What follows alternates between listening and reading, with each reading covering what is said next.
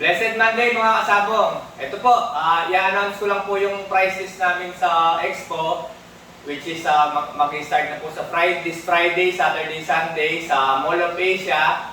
Okay, booth 127 po, ang 4 Lines Skate Farm. Ayan mga kasabong, meron po akong good news, meron din akong bad news. Ayan, para sa mga pupunta po o magpapabili po sa amin sa booth. Okay, mga kasabong. Ang bad news po, nahin ko muna ang bad news. Ang bad news po natin ay konti lang po yung broodstags na malalaki na pwede naming madala doon. Kasi maliit lang po yung booth ko. Okay. Ang mga class A po na stags, na broodstags na dadalhin ko doon, nasa 24 heads lang po. Ayan mga kasabong nga, nasa 24 heads lang po yun. Assorted na po yung bloodline doon, kumpleto na po tayo doon. Meron John Bishop, merong Joe Black, merong Sigoy, merong Haskell, merong Rubio. Yan mga kasabong. Halos dala ko na po lahat naman na doon sa 24 na boostag ngayon, mga klase. Ngayon, ang pullet po, marami. Ayan mga kasabong. Sa pullet po, marami kaming dalang ready to breed na. Siguro po mga hindi bababa po ng 50 heads hanggang matapos po yung ikatlong araw.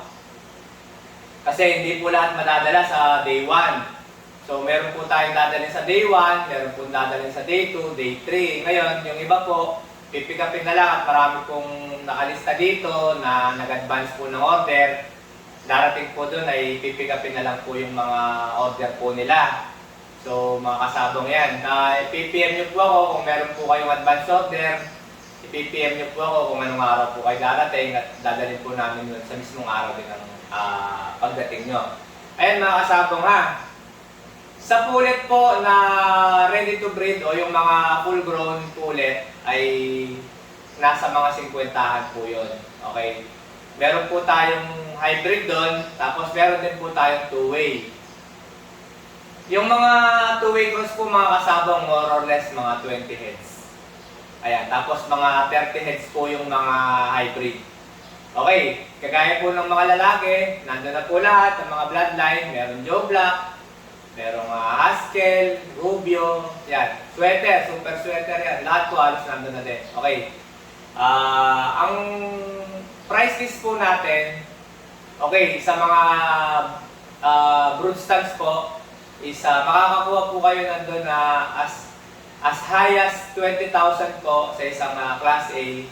Meron po tayong tag 15K na class A din po. Tapos meron po tayong, kung sakali pong gusto nyo, yung mga gusto pong low budget dyan, yung mga magpapa-avail po ng mga class A B na 10K, i-PM nyo po ako kasi wala po talaga akong plano magdala ng class AB na stags, pero meron po kami sa farm. So kung gusto nyo po makabil ng tag 10K namin na class AB na mga broodstags, of course, pagka po nag-AB siya, meron na po siya konting issue. Okay? So kung gusto nyo po makabil ng tag 10K na broodstags, kailangan po mag-PM lang po kayo sa amin, tapos ililista ko po kayo. Tapos sa babae naman po, of course 10,000 po yung yung hybrid natin na pullet. Tapos yung pong process ay 7,000. Ito po yung malalaki na mga kasabong ha. Ngayon, ito po, yung mga 4 months naman po, ayan, ito po yung sa pinakamarami, sa babae po, sa 4 months, as low as 5,000. Ayan mga kasabong ha. Sa babae po sa 4 months, as low as 5,000. Tapos sa mga kakarels po na 4 months, meron po tayong mga tag 15K at saka 10K. Okay, mga hybrid na po yun mga kasabong ha. Tapos dito naman po, meron po tayong mailan na 3 months. Kanina ko lang po nasilipan. Meron pa pong mailan 3 months na konting-konti lang po talaga. Hindi ko po masabi kung ano-ano bloodline ng 3 months. Pero, mura din pong benta namin doon. Mga kasabong. Sa 3 months po, may makukuha kayong mga babaeng 3K lang. Sa lalaki, siguro may makukuha kayong 7K o 5K. Yan, sa mga 3 months po. Pero konting-konti lang po yan, mga kasabong. hindi ko po masabi, baka day 1 pa lang maubos na po sila. Talagang konti lang po, bilang na bilang po yung 3 months namin, no? Ngayon yan, mga kasabong sabi ko nga po, punta po kayo sa abot namin, pwede kayong, marami kayong option doon, meron kayong option sa mga formats, nakaramihan po, mga hybrid, yan, kumpleto po sa bloodline mga kasabong Sisikapin ko pong makumpleto. Alam niyo po dito sa Joe Black, dito po tayo naubusan sa age na 4 months. 3 months, wala na rin. Dito po sa mga Joe Black natin na mabenta din ngayon, makikita niyo po sila, meron po kaming dadalhin dyan na mga full grown, tsaka po 5 months. So, dyan po kayo pwedeng tumingin sa mga edad na malalaki na po sila. And then, ang price po, yun nga po, sabi ko nga sa inyo, pinakamura na po yung sa Class A po.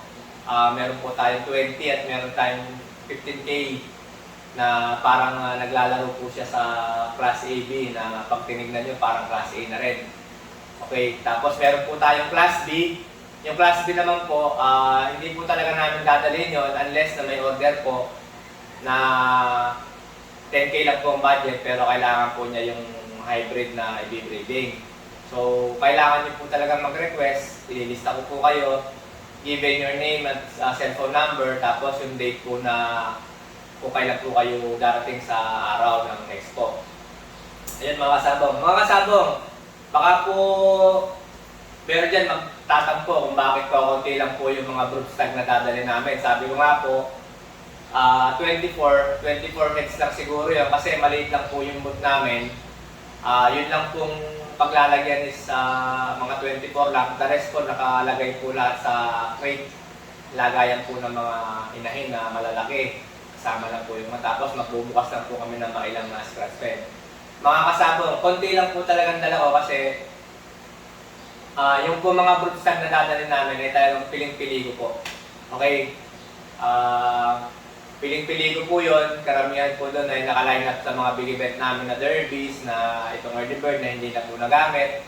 Tapos yung yun naman po may mga palong, mga local banded po sila na sa local po kasi talagang kukunti po yung event na pwede namin salihan kasi ang local po ang sa pinakakonting laban ba, sultada. Pinakakonti po talaga yung mga December born na yan. Kaya sabi ko, karamihan po yung may mga palong pa, hindi na po namin pinungusan at din na po dadalhin. So pili-pili ko din po yun kasi binitaw po namin mga kasabong magagaling po, binitaw po namin, magagaling po. Ang inaasahan ko po dito talaga, in-expect ko po talaga dito, after po nitong expo, after sale, sa tingin ko po doon po bubulusok ang maraming order. Kasi lahat po itong dadaling ko ito, lalo na po yung makakabili. Lahat po ng dadaling ko, lalo na po yung makakabili sa booth namin ngayong parating na expo, ay sa tingin ko po tatawag yan at o-order pa dito na sa farm. Dahil sabi ko nga po, konti man po yung madadala namin ng mga broodstags ngayon sa expo.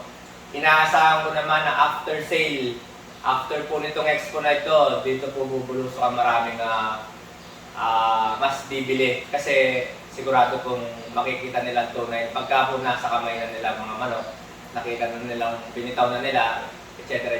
na mga kasabong. Ayan mga kasabong, maraming salamat po. Yun naman pong pupunta sa farm. So far, so good po. Gumanda na po yung weather. Nabawasan na po yung pagulan. Tapos, hundreds na po. Hundreds of stags na po yung pwede nilang pagpilian dito sa farm. So, ganun po karami. Mga kasabong. Ganun po karami ang mga naitali na meron na po kami naitali mga national at iba po late born ay sinisimula na rin pong harvesting. So talagang expect po na hundreds of stags available. Yun lang pong pulit ang paubos na mga kasabong kasi breeding season. Yung iba po, bago pa nag-start ang breeding season, talagang namili na po. This time po, dadali na po namin lahat sa expo. Yun lang po mga kasabong. Sabi ko nga, importante pong babae.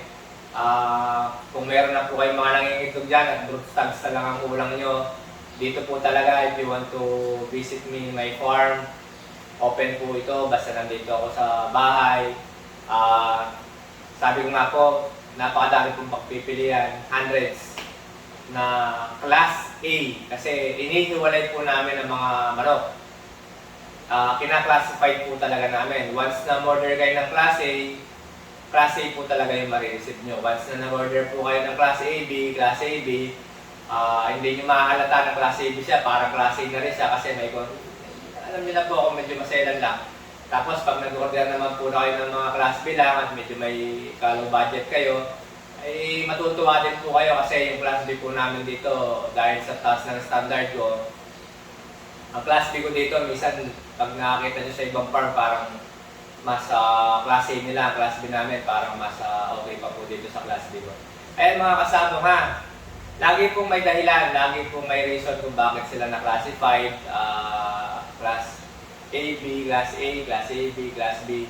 Lagi po akong may dahilan. Ngayon, of course, sa bawat individual na manok ay iba-iba din po yung iba-iba din po yung posibleng maging dahilan sa mga kasabong yan. Yan, sa ex ko po, sabi ko nga, wala po tayong dadaling Class B doon unless na mag-order kayo. So, expect po talaga na masaya po lahat ng mga magiging kliyente ko doon o mga suki kong darating doon sa mga makakuha nila. And as promised, yung pong ibang gustong dito na po sa farm at hundreds po yung mga stocks natin dito na pwede natin i-share o pagpilian sa pang-breeding. Ayan mga kasabong. Maraming salamat po. Ito lang po mga kasabong. Na-announce ko na po. Maraming salamat po.